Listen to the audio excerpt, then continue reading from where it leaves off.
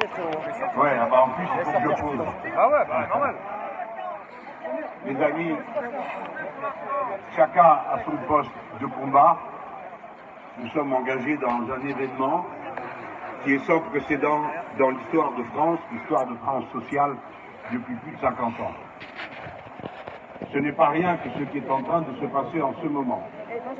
Que ce soit par la durée de la lutte et la souffrance qu'elle impose à ceux qui la mènent, parce que 40 jours de grève, c'est terrible dans une famille à l'heure de la paye, et à l'heure où il va falloir payer ceci et payer cela.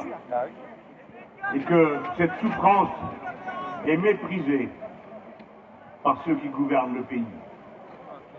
Et ce mépris est à lui seul comme un manifeste politique.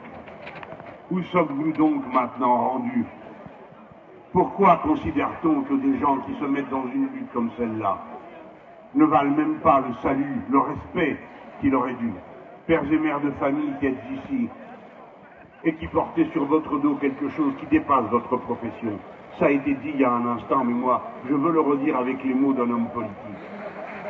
Les systèmes de retraite, les régimes spéciaux ne sont pas des faveurs, ne sont pas des privilèges. Ce sont en toute hypothèse le résultat de lutte sociale. Ce sont en toute hypothèse. Et quelles que soient les circonstances, il faut s'en souvenir, les retraites sont payées par les cotisations des travailleurs, pas par une faveur quelconque. Personne ne leur fait l'aumône. La retraite, c'est comme un salaire différé. Depuis que le monde du travail existe et que le travail salarié existe, on a voulu raccourcir le temps de travail parce que la machine doit prendre le relais, parce que la peine de l'être humain doit être soulagée dans la semaine, dans la journée et dans la vie. La réduction du temps de travail est consubstantielle à la classe salariée, parce que la classe salariée est la seule qui produit toutes les richesses qui sont si mal réparties aujourd'hui. Et elle a droit à la part qui lui revient, parce que c'est elle qui l'a produite. Voilà les leçons. Mais pour faire plus bref, les retraites en France, ça représente 300 milliards d'euros. Ils veulent en faire un capital à placer dans les fonds de pension, point final, parce que la Commission européenne leur a demandé de le faire. Aujourd'hui, c'est la retraite par points, et si nous avions la stupidité d'y céder, demain matin, ce sera la retraite par capitalisation, parce qu'on ne peut pas transformer directement le système actuel en retraite par capitalisation. Il faut d'abord qu'il passe par les points. Par conséquent, non, c'est non. Nous réclamons avec vous le retrait. Nous nous tenons derrière vous. Nous vous disons notre admiration, notre fraternité. Vous vous battez pour la patrie républicaine telle que nous l'entendons, c'est-à-dire une république sociale. Et voyez de quel prix nous payons ce qu'ils veulent vous imposer. Non seulement vous souffrez, non seulement ils s'en moquent, non seulement la police républicaine est transformée en une milice où l'on encourage les plus irresponsables, ceux qui sont capables de tirer dans la figure d'un de ses compatriotes, ceux qui sont capables de rouer de coups quelqu'un qui est à terre. Non, ça c'est pas la police républicaine.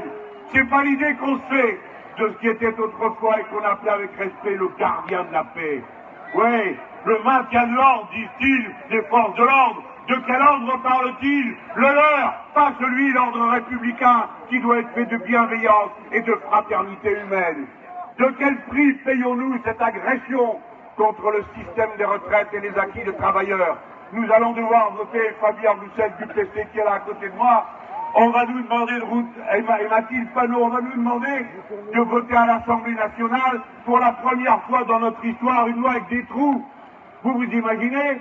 On va nous demander de dire oui ou non à un texte dont on ne sait pas ce qu'il contient réellement à la fin et qui va être rénové au mois de mai.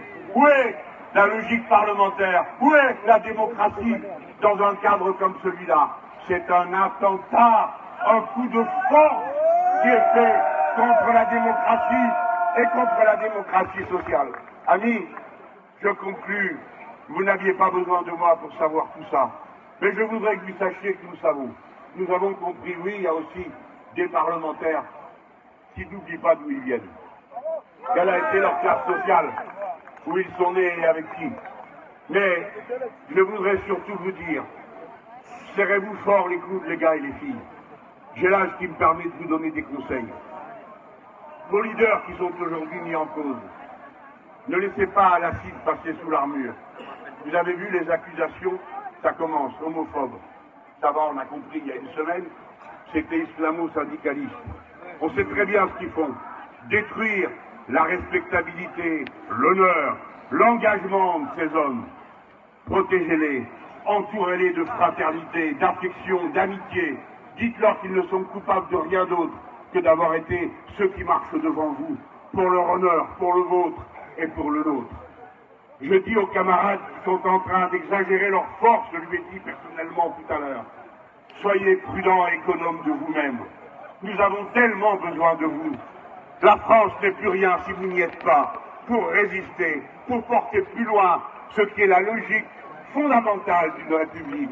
Le progrès social, le droit pour les êtres humains de vivre une vie digne et de vivre, lorsque le moment est venu, sans travailler, c'est-à-dire pris en charge par tout le reste de la société, comme c'est le cas depuis qu'il y a des communautés humaines.